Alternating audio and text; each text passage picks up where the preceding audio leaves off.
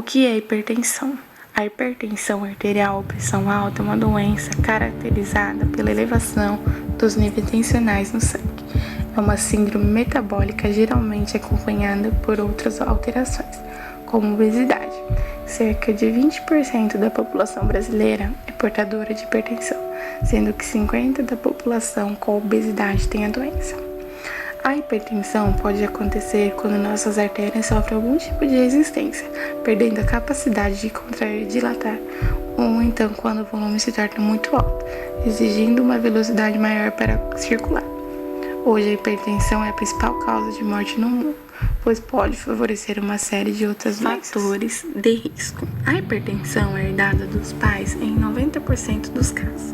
Em uma minoria, a hipertensão pode ser causada por uma doença relacionada, como distúrbios da tireoide. Entretanto, há vários outros fatores que influenciam os níveis da pressão arterial, entre eles o fumo, o consumo de bebidas alcoólicas, a obesidade, estresse, o grande consumo de sal, níveis altos de colesterol, falta de atividade física, diabetes e sono inadequado. Além desses fatores, sabe-se que a incidência da hipertensão aumenta com a idade. Isso porque, com o passar do tempo, nossas artérias começam a ficar envelhecidas, calcificadas, perdendo a capacidade de dilatar. Os sintomas da hipertensão costumam aparecer somente quando a pressão sobe muito. Podem ocorrer dores no peito, dor de cabeça, tonturas, zumbido no ouvido, fraqueza, visão embaçada e sangramento nasal.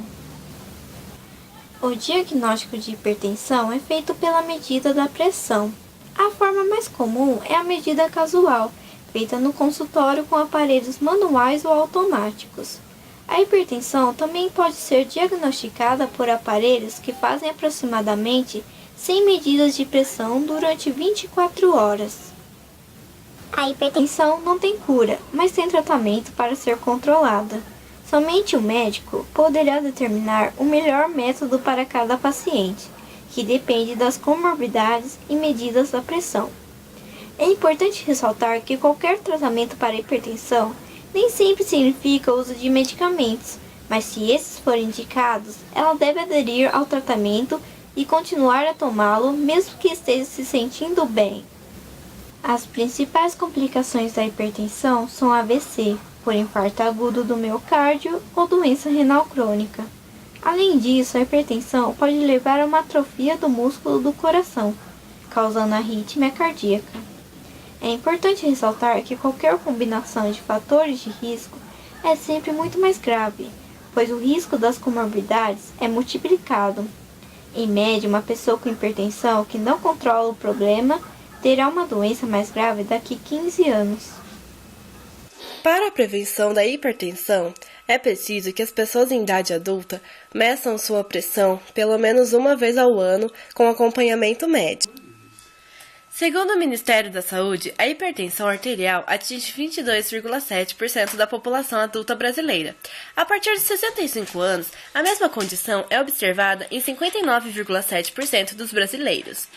As doenças cardiovasculares são responsáveis pelo maior número de mortes no Brasil, e em mais da metade dos casos, ela é decorrente da pressão alta. A prevenção da hipertensão pode ser feita através de alguns alimentos. Dentre eles estão a aveia, que faz parte do grupo dos carboidratos e é uma excelente fonte de fibras, vitaminas e minerais.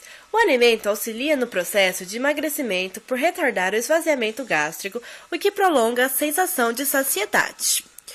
Os cereais integrais reduzem as chances de diabetes, previnem o câncer, ajudam a manter o peso e ainda são grandes combatentes da hipertensão. O grande mérito desses alimentos é a concentração de magnésio, que estimula a dilatação dos vasos sanguíneos, reduzindo o inchaço típico de pessoas que retêm líquidos.